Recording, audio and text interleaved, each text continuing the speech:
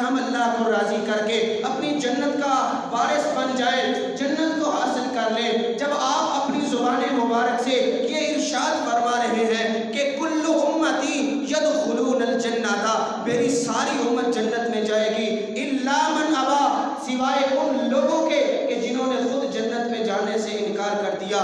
اے اللہ کے محبوب پیغمبر، وہ بدبخت انسان کون ہے جو جنت میں جانے سے انکار کرے گا؟ اللہ کے رسول صلی اللہ علیہ